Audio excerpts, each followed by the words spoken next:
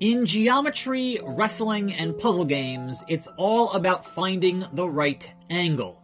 What's good, Internet? My name is attackslug, and this is a review of Superliminal, launching for PC on the Epic Games Store November 12th for a price of $19.99. As always, full disclosure, this game provided by the publisher. When it comes to first-person puzzlers, Portal still casts a very long shadow, so anytime another game in the genre comes along, people are going to make that comparison. Do you have a series of puzzles in different rooms that are somewhat sparse? Check.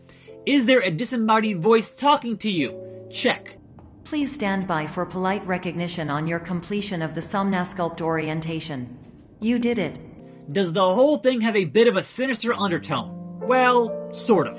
And while it's easy to draw direct comparisons to games like Portal, The Stanley Parable, and Antichamber, the merit of any quality puzzle game is just how many aha moments do you derive from the gameplay, and thankfully, Superliminal has this in spades. Welcome to Somnasculpt Dream Therapy, an innovative new procedure that promises to solve all of your problems while you sleep, big and small. You see, this is a game about perspective. Literally. Only by scrutinizing the environment and thinking outside the box, and I mean way outside the box, will lead you down a path of increasingly mind-bending puzzles as you try to escape this dream. This begins simply enough by being able to increase or decrease the size of a particular object depending on how close it is to the camera. Forget everything you know about depth perception, because those rules don't apply here. And like most great puzzle games that rely on a constrained area, the solution is often staring you right in the face. It all depends on how you're looking at it.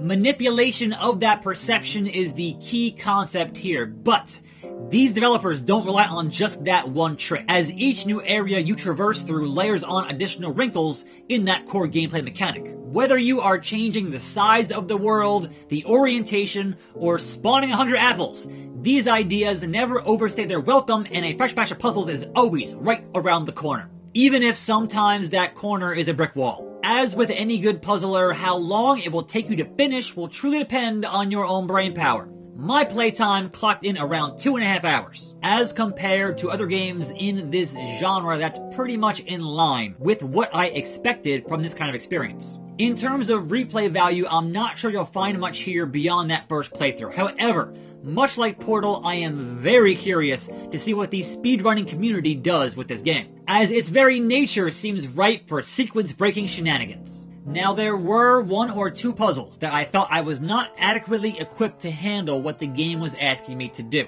But again, that's going to vary from person to person. In general, I found the amount of epiphanies per level was well worth the occasional frustration.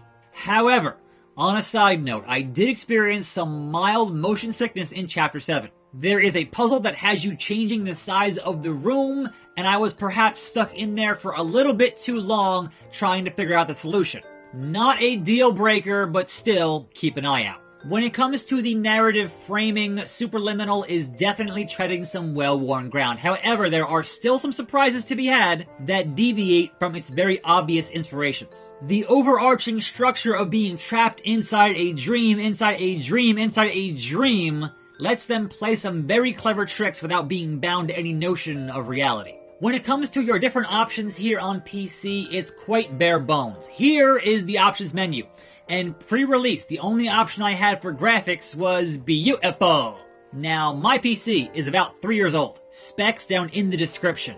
And I can't speak to any other configurations, but for me, it ran perfect. Additionally, there is currently no controller support, though I would imagine when the eventual console ports get released, that's going to get added in. As far as the audio goes, it's a very subdued, very chill soundtrack in the background that is fitting for being stuck in a dreamscape. It does increase the intensity at the appropriate times, but it is generally unobtrusive, and all of the voice work here is excellent. When it comes to bugs or glitches, I only ran into one issue where I fell out of the world.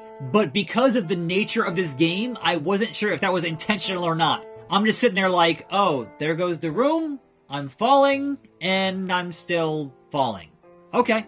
Thankfully, the checkpointing is great, and the rest of the game had no issues. With all of that being said, is Superliminal worth your time and, more importantly, your money? If you love first-person puzzle games, and you crave those moments where everything just clicks and you feel super smart, this is exactly the game for you.